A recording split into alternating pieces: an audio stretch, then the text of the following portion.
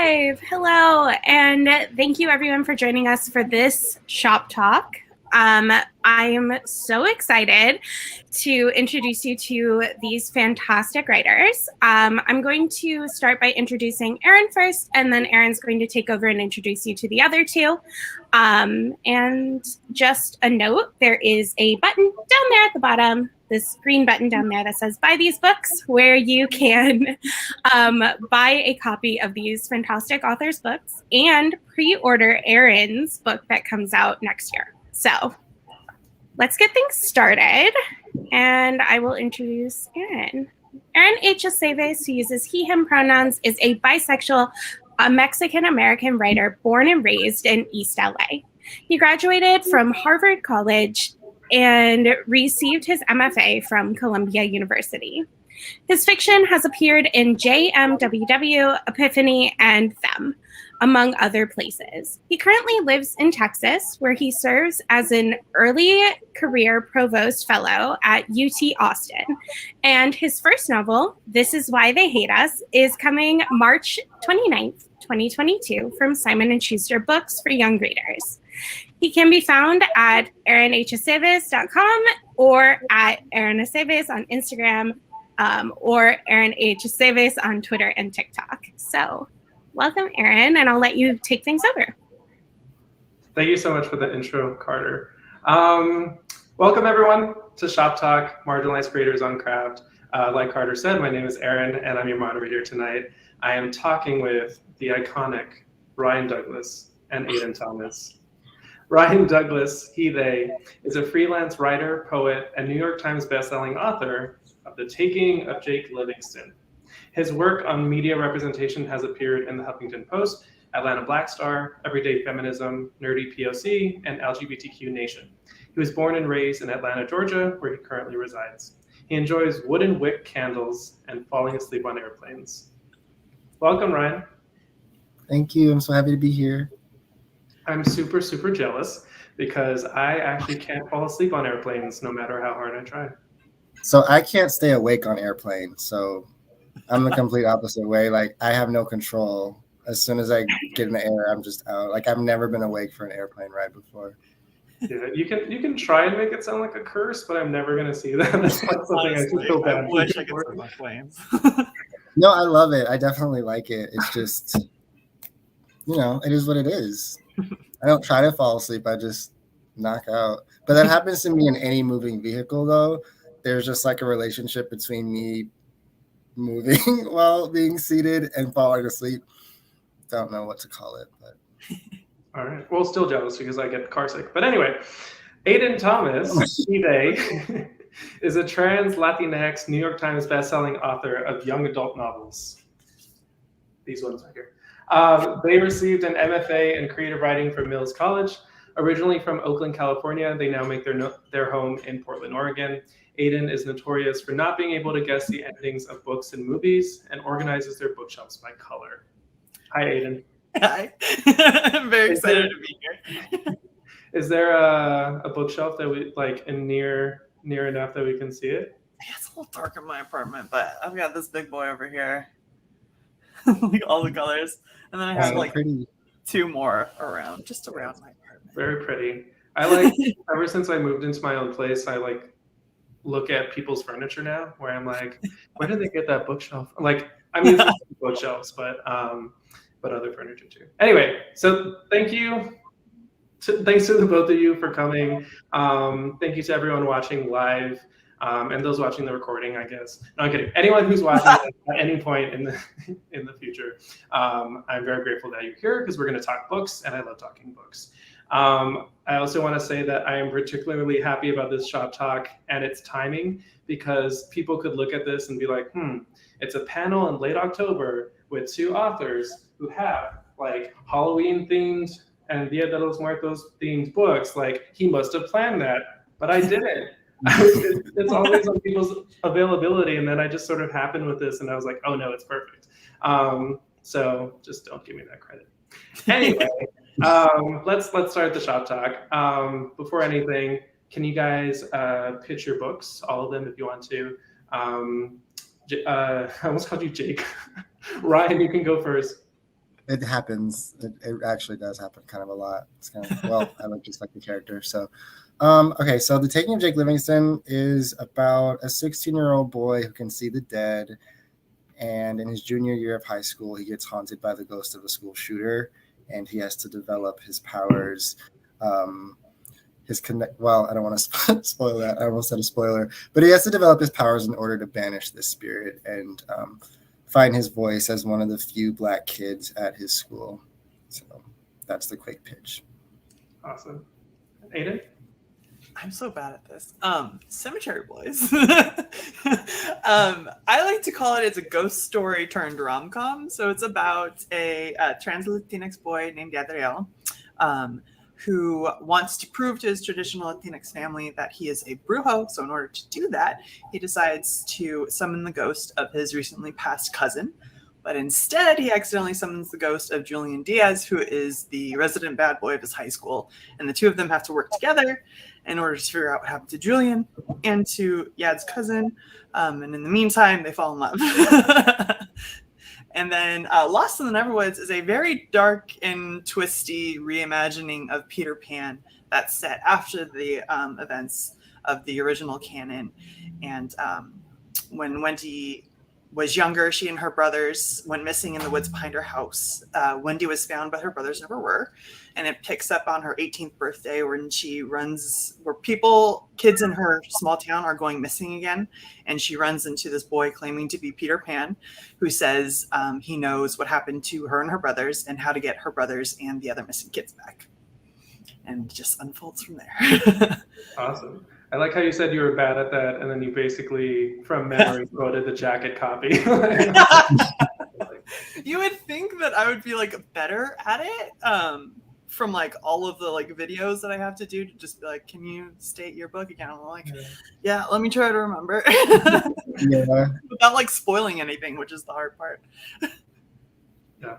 All right, so let's start at the beginning. How did you guys get the ideas for these books? Do I start? Sure. Yeah.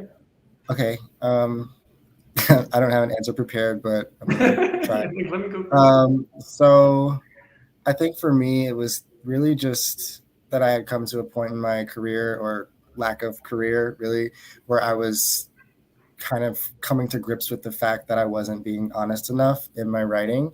And I wanted to kind of tell a story that felt really personal to me and add a paranormal element to it, because I was just like, I had always been a ghost fanatic growing up and loved horror. So for me, The Taking of Jake Livingston kind of came to me while I was experiencing life at a PWI and experiencing that sense of isolation and feeling like I didn't belong there, kind of like my culture was being ripped away from me.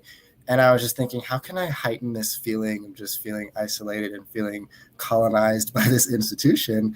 And I just thought, well, ghost of a school shooter, obviously, that would be the angle. So that's how Sawyer was born. And then I just wrote the book. I love it though. Two very different stories between Cemetery Boys and Lost in the Neverwoods. Lost in the Neverwoods I came up with because I was always like really obsessed with Peter Pan as a youth, which is apparently a very common thing for trans masks, I have learned since putting out this story. And I was so used to like the Disney version. I think when I was in undergrad, I actually like read the original text and I was like, oh, this is really dark. And all these characters are like super messed up and traumatized. And so that's what really interested me. So the whole book is really a metaphor for like depression and PTSD and trauma. So that was kind of the origins for that. For Cemetery Boys, I was on Tumblr when that was cooler. And I follow a bunch of like writing prompt blogs. And it was like 2:00 in the morning and I was just like scrolling through the deep as one does. And I saw this post. It was just one sentence long and it said, what would you do if you summoned a ghost and then you couldn't get rid of it? And I was like, yeah. A lot of people in the replies were being like, oh, here's like a really creepy story idea and like very paranormal activity-esque. And then I had read that sentence and I was like, yes, what if I summoned a ghost and I couldn't get rid of it? And what if he was really cute? And that's how Seven Cherry Boys came into being. That was the whole jumping off point. Do you consider Julian a himbo? I don't know if I've seen you tweet that. Or... I would. I don't think he's quite thick enough to be proper himbo status. He's like a lanky street boy. So like not quite there, but close. He has the energy. Yeah, no, I think, the doggy. Yeah. His little Doggy dog. Yeah, just asking the important questions here. All right. So next part. So I'm asking this question because I have an experience with it as well. But I wanted to talk about titles and the process of coming up with titles. And, I think readers or people who haven't, sold their books yet kind of figure that authors have more control over their titles and that there's, not any wiggle room there, but there is. And so I'm, Ryan, I followed you on Twitter long enough to know the taking of Jake Livingston as Jake in the Box, which I still call it that because I'm like, it's Jake in the Box. Like that's the, it's Jake in the Box. It's the title of the book. Yeah. And Aiden, I don't know if I remember like anything about like the stories of the titles of your books. So I'm just interested to know about when they came along and how you conceived them and then sort of any negotiations that went down. Yeah, I want to know about Jake in the Box. Okay. So Jake in the Box actually came to me before the full story and the plot came to me, just because I love the ring to that. So I really wanted to play with like this idea of losing innocence and this idea of like really young, well, not really young, but teenagers being introduced to things that were like too big and too scary for them. And this idea of Jake's mental sanity unraveling as he discovered the darker aspects of coming of age. It just reminded me of a Jack in the Box being slowly undone by Sawyer's presence, by the new things he's learning, and eventually he just pops. He goes crazy. So that's kind of how that happened. And I thought it was so engaged with the book. I thought that some of the passages had kind of like a sing-songy nature to them. Some of the prose is very musical. But my publisher wanted a title that was more like giving you exactly what the book was, so that when you saw it, you would know, okay, this book is going to be about possession. And I think that his name, the reason that I was kind of upset with the title, I came up with that title, by the way. I'm not a fan of it per se, just because, well, it's okay, but I love Jake in the Box a lot more, and that's really close to my heart. I came up with the title. The only reason that I don't love it is because the way it sounds, there's too many ings in it, and there's too many of the A sound in it. So it's like you're saying the same thing, and it just feels like a waste of time, kind of. His name is just like so unwieldy that it's just like the taking of Jake Livingston. So it's just like very like that. But, I've come to grips with it because I'm happy that people are responding to the book. But yeah, that's my title story. Yeah, I really like the vibe of the taking of Jake Livingston is very cool. But when you told me about Jake in the Box, that also sounds like perfect. Yeah, I actually got the taking part from The Taking of Deborah Logan. I don't know if you guys have seen that movie about the old lady who's like creepy.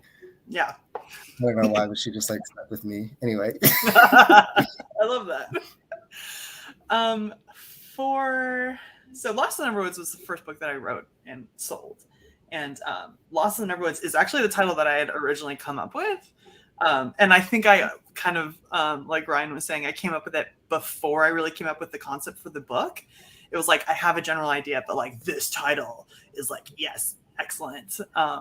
And that was just from reading. I got into like a kind of thriller book reading session. And then there was a book that I really love by Tana French that's called into the woods. And that was like really formative for me to read, and it was really creepy. And I was like, yeah, woods are creepy. And then when I came up with the concept, I was like, Lost in the Neverwoods, Neverland Woods, boom, we've got it.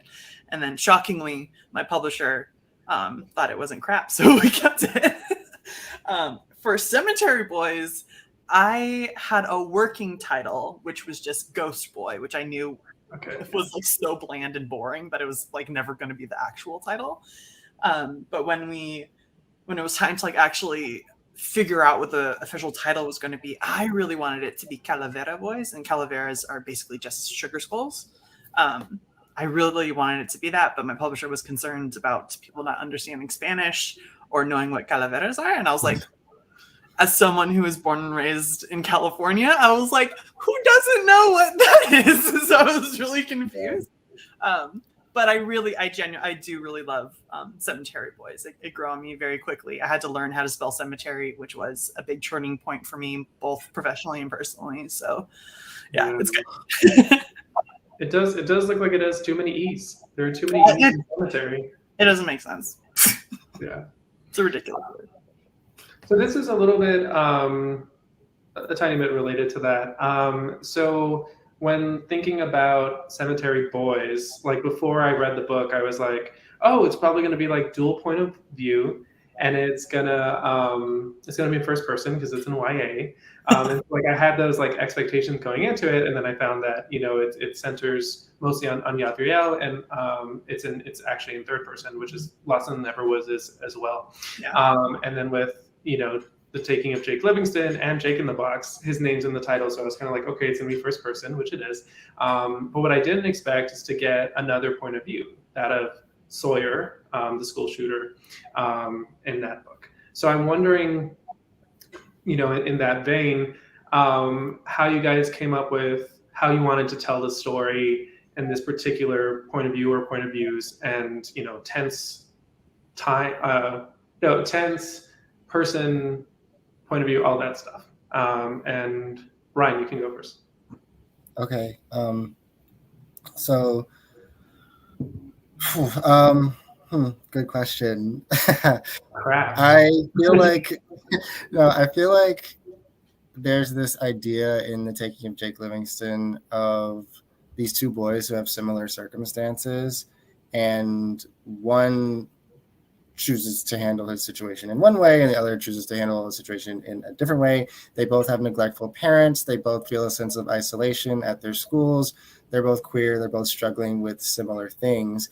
I kind of wanted to, in looking at the school shooter as a figure, as a person who affects us, or the shooter in general, people who turn to murder, I wanted to look at what makes someone turn to violence, and what makes those of us who don't turn to violence not turn to violence, because I wanted to kind of explore that the issue of how we connect to those events, how we connect to these people, how we connect to them internally, how we connect to them externally. And I just felt like in executing that theme, it made sense to kind of, give Jake a perspective, give Sawyer a perspective, look at their environments in really intimate ways and explore those differences between them. So that's why I chose a dual POV.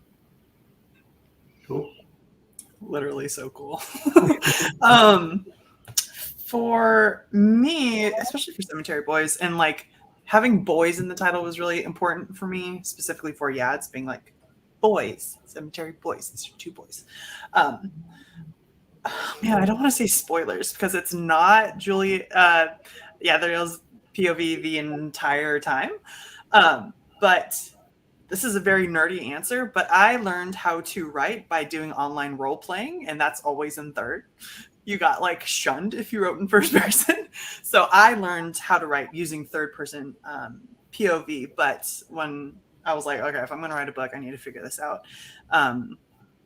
For Cemetery Boys specifically, I thought when you're doing first person in a world with like a fantasy with a new like magic system and that kind of stuff, I thought it would be easier to introduce readers to the world from a third point of view perspective, because it's like, if I have Yads who is already ingrained in this culture, he's not going to be thinking through and like explaining everything to the reader within his own interiority. So my idea, usually when I write fantasy, is that it's easier for me to bring readers in if I have that third point of view perspective, because the first perspective is already going to know everything that's going on. So that was just a craft choice on my part. And Lost in the Neverwoods, it was literally because that was the first book I ever wrote, and I was so used to writing third, I couldn't write first. I wrote my first person POV, and that's my new contemporary that just got announced. So, and it was surprisingly easy. I thought it was going to be really hard, but it was actually really, really fun. Awesome. I never thought about that. Like, that's a good distinction. Like, Yadriel like knows everything, right? So like it would be a little bit weird if we were in first person and we have to learn with him. Yeah. But in Jake, like Jake is learning. We're in the same level as Jake because he's learning things about his powers and his world like as we go along. So awesome. So next up, I want to talk about, Ryan, you touched on it a little bit when you were talking about sort of the seeds of Jake Livingston. But, the two of you with Jake and Cemetery Boys, you're dealing with sort of a real life concept and in terms of prejudice, right? Whether it's anti-Black racism or it's transphobia and, racism as well. But instead of sort of writing contemporary books about this, you guys both chose to explore it using genre. And I think that's that was a really cool choice. And I think part of it might have been innate for you guys to just be like, I don't want to just straight up talk about this. Like, I want to sort of make an allegory in some way. And so I think that's what makes these books so as compelling as they are. And I do hate when people say they're important, but they are. Like there's ground that you guys are breaking here by using genre to talk about real world issues. And so I'm wondering if you guys can talk about sort of the way you did that and how how you sort of have these fantastical world building things that go along with, this is, the contemporary fantasies are this is also the way that the world works kind of, and I'm trying to draw these parallels and that sort of thing like that. I'm just fascinated by that. So whoever has a thought that they want to go with. I think for me, especially writing fantasy and magic, I think that there's something kind of inherently queer about magic, and there's something kind of inherently magical about being queer. And especially when you're in a fantasy setting where it's the magic is a secret, right? So kind of that having a secret or this very personal thing about you that you are sometimes comes out when you don't mean it to, or it's something that you're sharing and bringing other people in, opening up that part about you too. So I think that those are just kind of really intertwined for me in general. But a really important thing for me specifically with Cemetery Boys and how that magic system works was that I didn't want to just kind of have a conversation about being trans within a very kind of traditional community and the morality or ethics of it. What I wanted to explore and really hit home on was that the magic system itself was gender affirming, just because it's in a culture that's kind of set up to be, very stringent gender norms and rules. I wanted to kind of pick away at that and be like, okay, just because the system that it's operating in is like that, that doesn't mean that that's the real truth, the real heart of how the world works. So for me to have Yads be in this community where they're no, you can't be a brujo. That's not how things are done. But then to have the magic be no, you are a brujo. The magic and Lady Death sees him for exactly who he is. And that's the important part. And it's the other people that need to get on board. It's not him that needs to change or quell who he is. It's everyone else that needs to figure it out.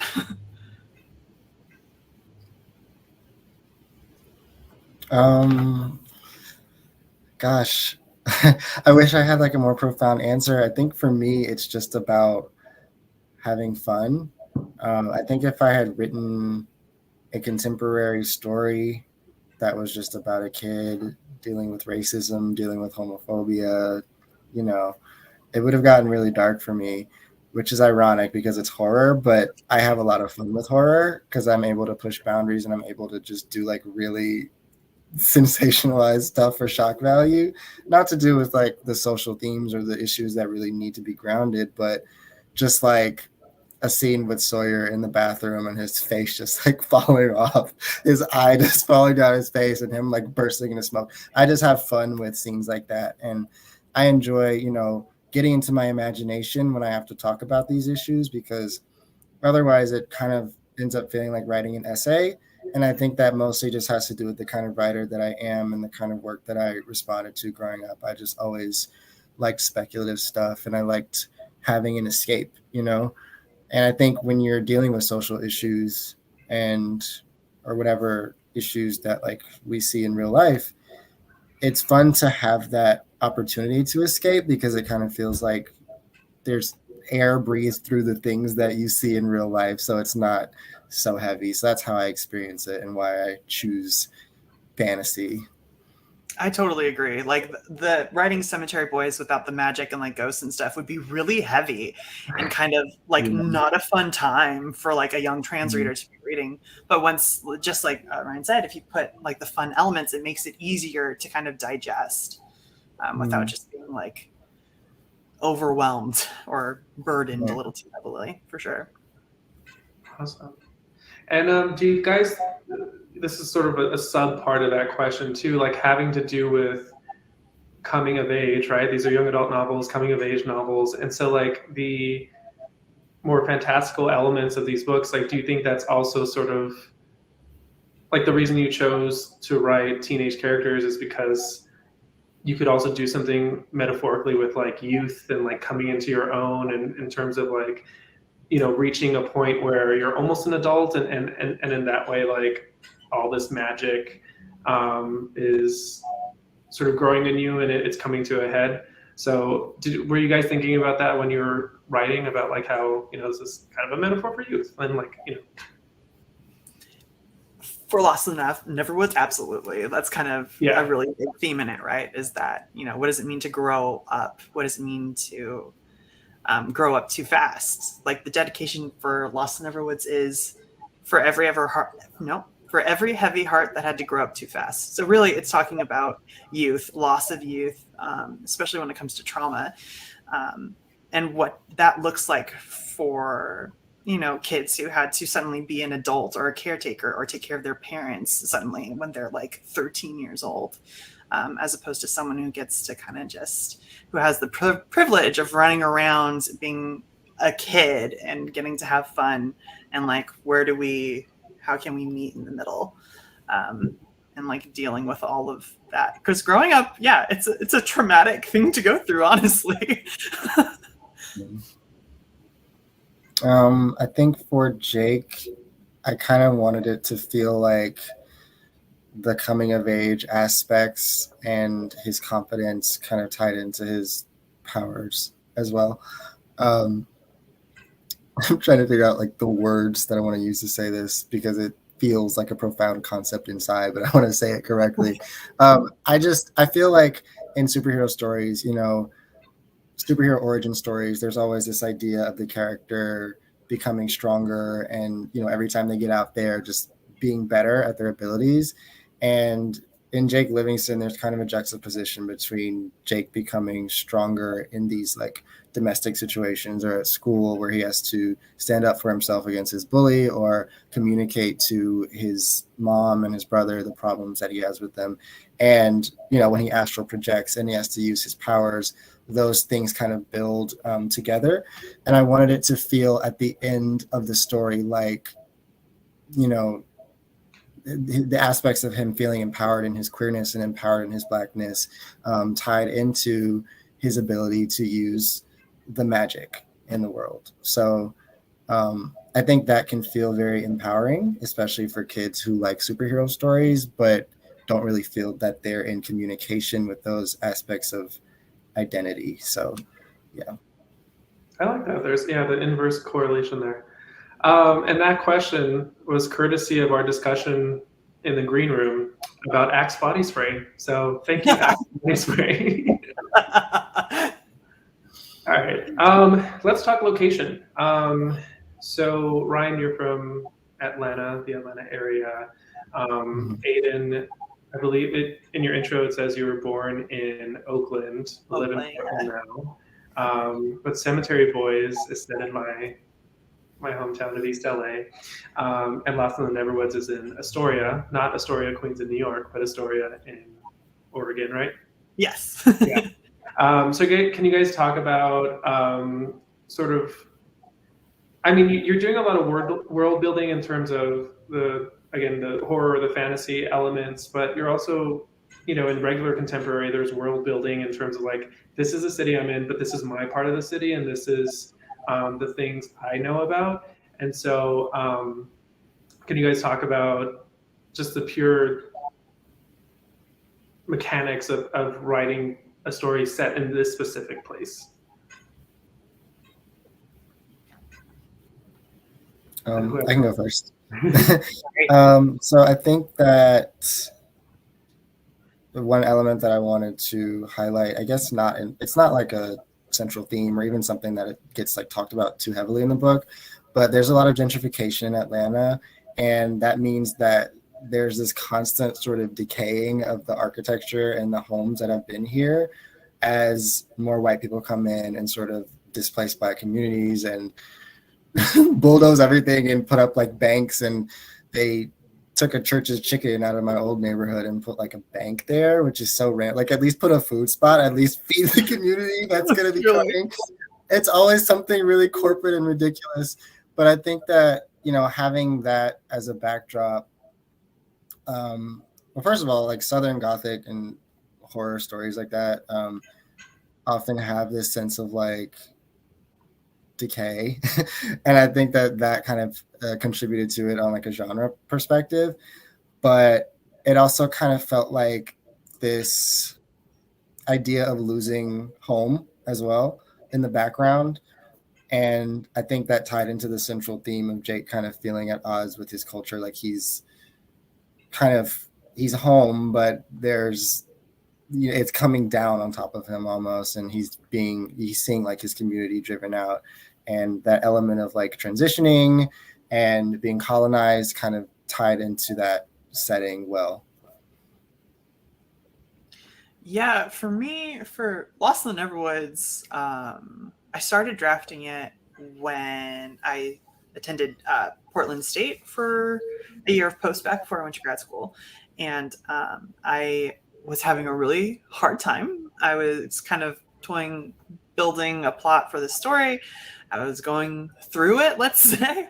And I had a friend who I had like just made who invited me to go to Astoria, Oregon with her, where she was born and raised and her family lived. And so she took me, and I just like fell in love with it. Like I had never really been in like that kind of like a small coastal town vibe before. Cause I mean, growing up in Oakland, like it's very different.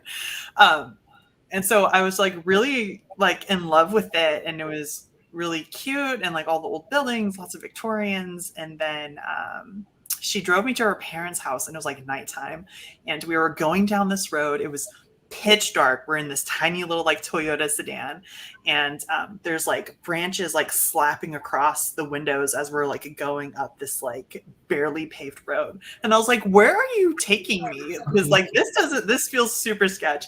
And she's like, no, my family just like lives up in here. And I was like, what road are we on? And she's like, oh, this is called Dump Road. I was like, oh, we're like dumping bodies? And she was like, no, it's like just what we call it. But it was one main road with a bunch of these logging roads that would offshoot from it. So it was like these muddy paths that you couldn't see very far from whatever the headlights were. And I was like, this is super creepy. She's like, yeah, people when they come visit, get lost back here like all the time.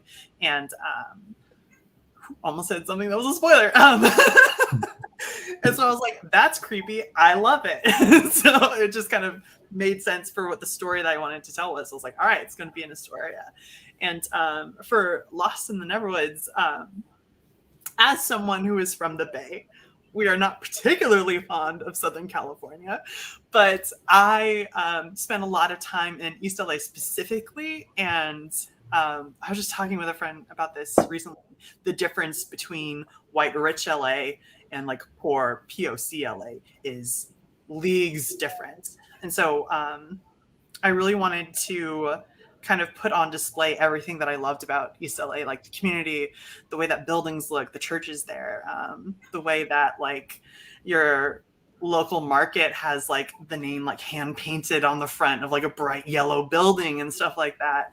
And so I really wanted to kind of showcase the real beautiful and very diverse Latinx culture that is specifically in East LA. So I was like, okay, if we're gonna have a central hub for this community, like it has to be like Boyle Heights area.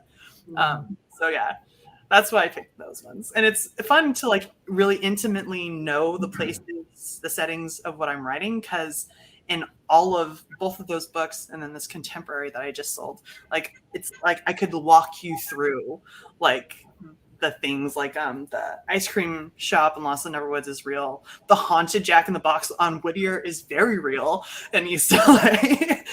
So I think that's kind of fun too. And when you have readers who are from those areas, I love getting comments of stuff being like, oh my gosh, I know where that store is. Or, oh my gosh, I know exactly like this park and stuff like that. It's cool. So it's really fun. Yeah. Well, I appreciate that because a lot of people do go to LA. And by that, I mean, they go to like Hollywood and then they're like, I hate LA. And I'm like, you went to the wrong place. The things you don't know. Like, yeah. Yeah. But I appreciate exactly. that. So both of your books feature, and this is like my favorite thing in YA because I, as a teenager, was just so inept at romance. But so both of your books, Cemetery Boys and The Take of Jake Livingston, have sort of this central romance that people are just like, googly-eyed over.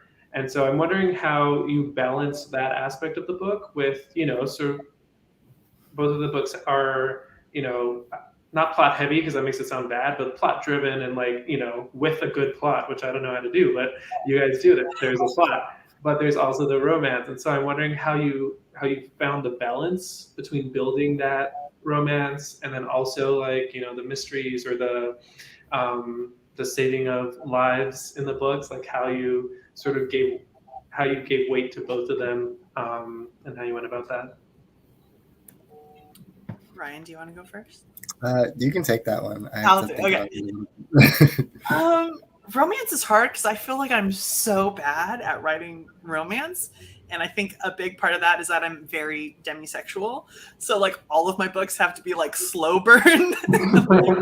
While I'm writing them, I'm always getting feedback from my agent always wants my characters to kiss sooner. I'm just like, no, they're not ready. And so I think because of how I kind of experience romance, when I'm doing it in my writing, it's kind of very slowly builds up. And I think for me with Cemetery Boys, it was really important for me that it wasn't just that they fell in love because they fell in love, that there was pieces and parts about each other that they're each falling in love with. I think that's a really important part. I think it's sometimes in fiction, it can be very like the romance can be very one-sided. And for me, I think in order for it to be really gratifying, like there has to be these really good parts of each of them that makes the other better. It's not just, one character heart-izing over the other one. I really want the romance to be earned. So for me, it's always kind of like a slow and gradual thing. And I make it a point to make and find moments where not only the character, but the reader can really fall in love with the characters. Yeah. It's hard though. It's very hard. I'm very bad at romance.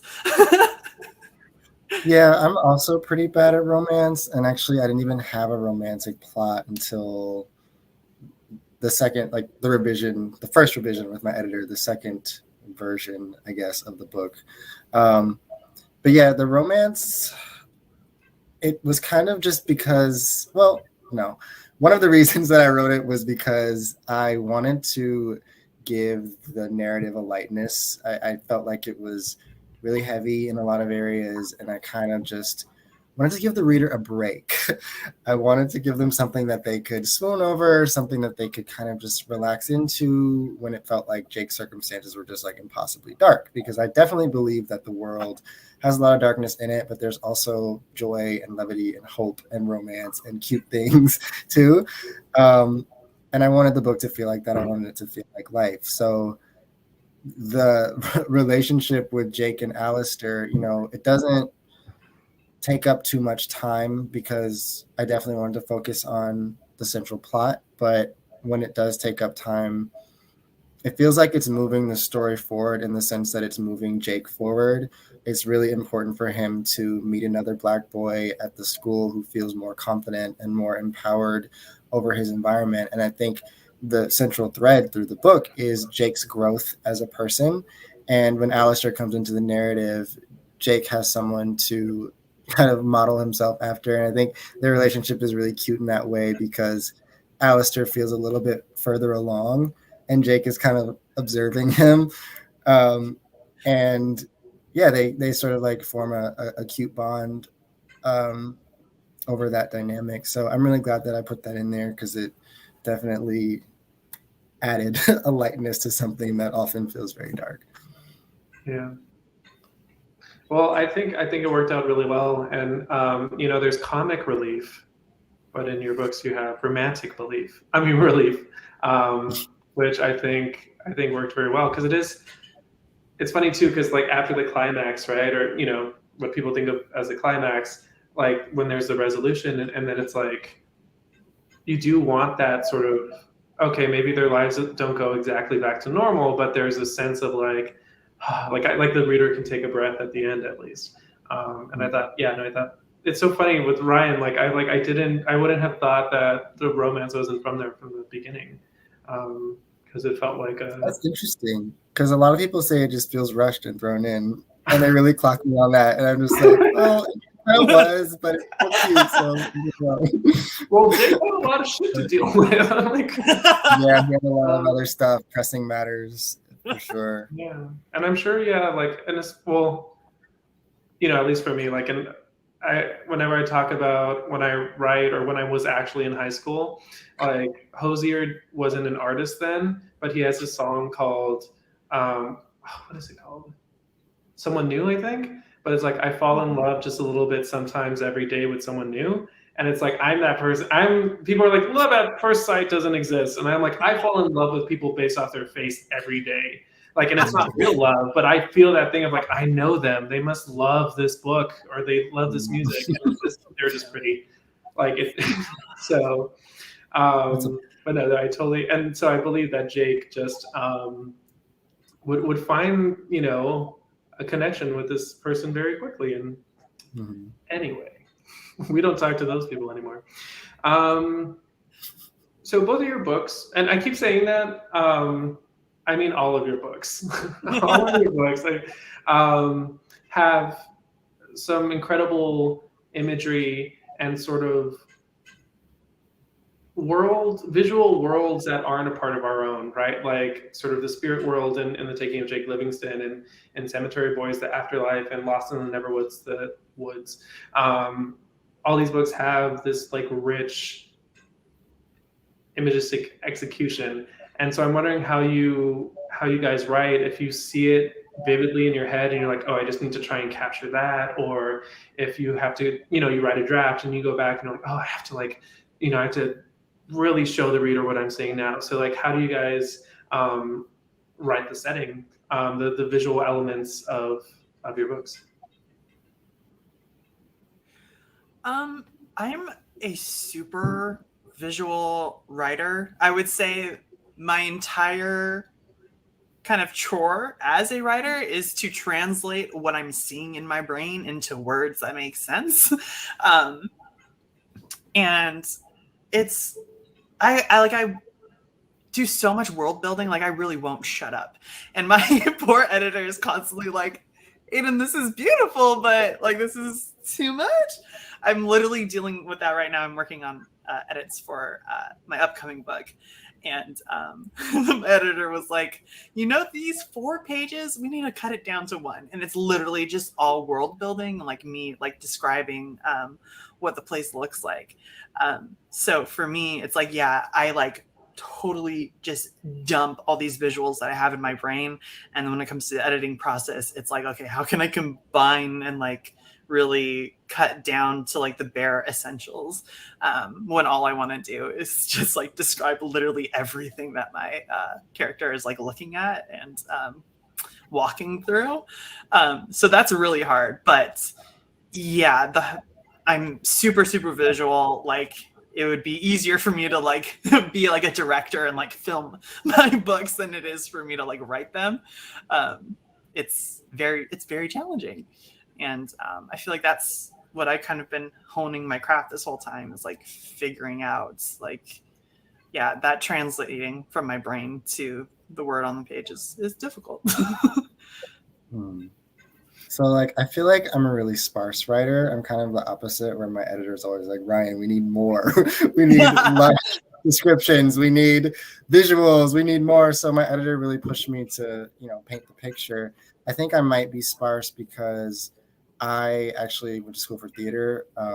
And in theater, like that storytelling mode is just generally so sparse. Like you don't really have a lot to work with. So that's kind of one of my disciplines. And I think that's why I tend to be pretty simple. But I also have studied poetry pretty extensively. So poetry is all about like really cutting to the feeling, cutting to the visual. It's very image based. So I think that's where I kind of get my visuals from when I kind of approach it that way, like as if I'm writing a poem. That's when all the colors and the things come to my mind. So I kind of execute that through the prose and add sort of like, I guess, the logistics of things around the poetic language, and it ends up turning into something with much editing and much commentary from my editor. Yeah, I literally say all the time, I can never do poetry because I cannot shut up enough. Like I can't. Poetry is such a specific art, and it's my god, like very concise, very concise, very artistic. It's like. It's a talent that I'm so envious of others when they have it. I can't do it. Maybe eventually, but I don't think so. Yeah. It's fun to do, It's fun to just kind of like try, even because like for the first like 10 years of writing poetry, I was afraid to show anybody. But luckily, I was able to study it in school and really learn like what goes into it. So I'm really grateful for that experience because now it helps my prose. I'm so envious. You published a short story collection. I mean, not short story, a poetry collection, right, Ryan?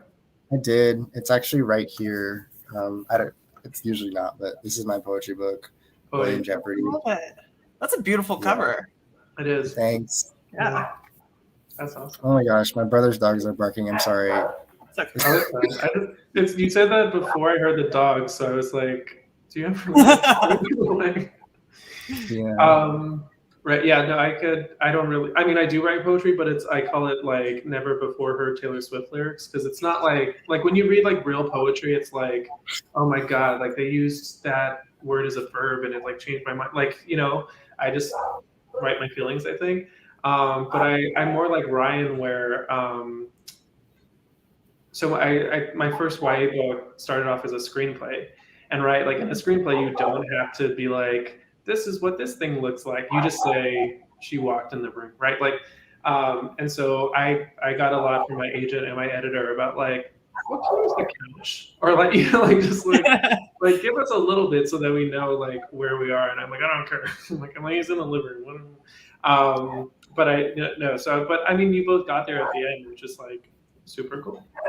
All right, so I'm gonna call it a trope, but it's not. I don't think it's a trope yet. It's just something I love, and because I only read, or not only read, but I mostly read queer literature, but also queer YA. There's sort of this trope of like the queer masculine main character with a ride or die female best friend, and that is like that is so familiar to me in my real life, and then also the book I wrote. It's like we have the female ride or die best friend, a very specific character.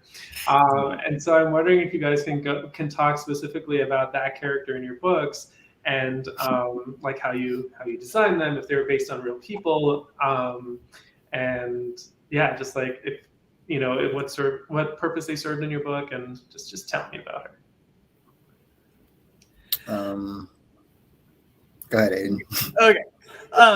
For me and my personal experience moving through life, I feel like there's always the introverted trans mask and then their extrovert friend who has adopted them.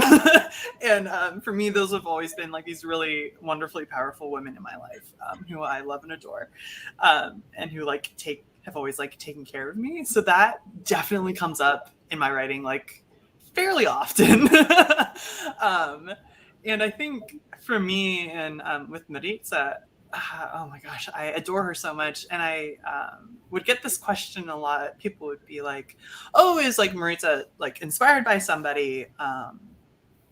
Who's the Maritza in your life when you were younger? And the truth is that when I was a teenager, there wasn't anybody in my life who I thought loved me enough to know all of the parts of me.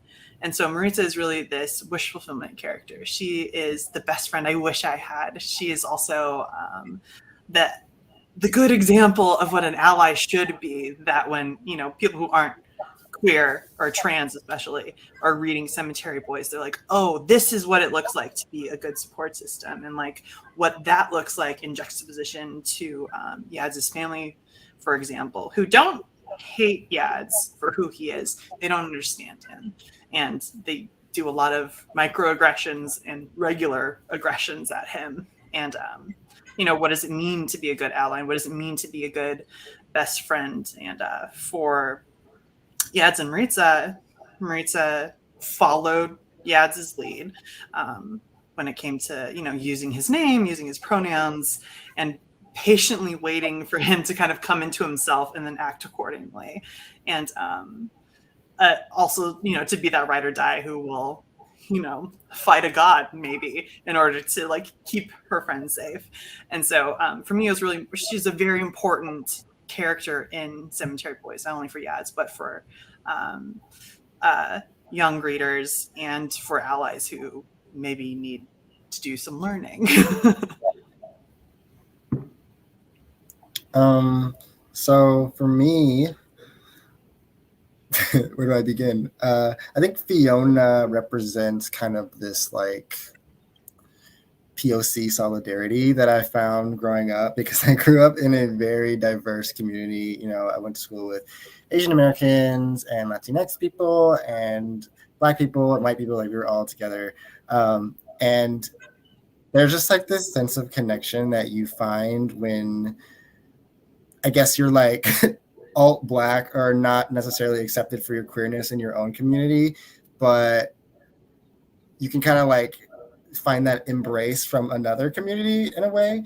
And I found that growing up, and that was really special to me. And I wanted to represent that because the POC solidarity is so real down here sometimes. And I love that aspect of my culture in Atlanta, and I wanted to bring that into Jake Livingston. I think that they're both kind of oddballs, Jake and Fiona, who exist like outside of or on the fringes of being completely understood at school for different reasons maybe, but they see in each other that sense of, we're friends with the people that we're friends with these white people because they're all we have, like they're our only options. And they kind of like join up in that way. And not a lot has to really be said to know that they understand where the other one is coming from, and they kind of protect and support each other in that way. And I think those relationships were so important to me, and I really wanted to represent that. Awesome. I love that. And I have to shout out my real life ride or die, Leticia, in the chat. And I have to tell her that I am drinking Dr. Pepper with Brugal, which she introduced me to. So thanks for joining us, Letty. We have some questions in the chat. Let's see. Oh, that's a good one. How do y'all deal with compromise when it comes to the editing process? Have you ever had to implement a writing note you didn't agree with? Many times. I I don't handle feedback well, so I don't know if I should start. Like, yeah. I think we all do that, and I think that that's kind of across the board for authors in general. I think when you're a predominantly cishet white space, and you don't fall into that, it becomes trickier, let's say. There's a bit more pitfalls. But in terms of compromise, I acknowledge that I don't really know what I'm doing. So if someone's giving me feedback on something, I try to be open and understanding with it, with the idea that these are professionals who have done this before. But in the same vein, it's tricky because as authors, sometimes we have very little power, and you have to kind of pick and choose when suddenly you have to be kind of firm, let's say. And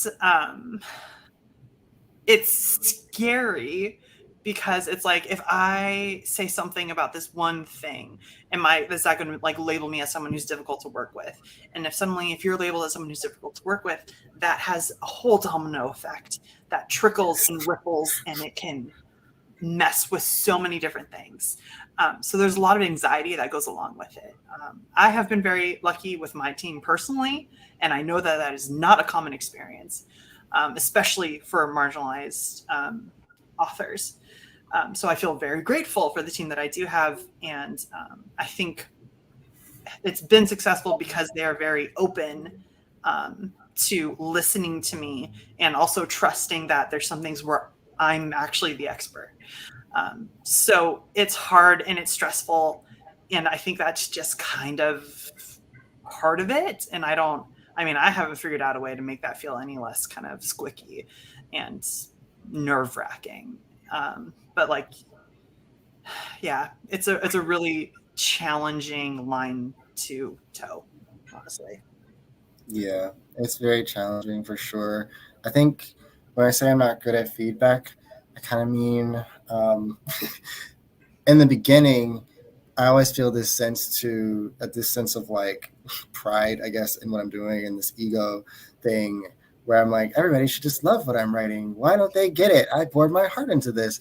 But I think it's really the editor's job to kind of ground you in the fact that your book is going out to everyone. You know, you're not just, even if you're writing to someone, your book is going to be out there, and everybody's going to have something to say about it.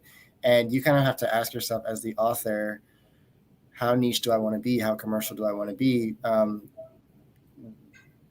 What are my goals? What are my dreams? What do I want to do?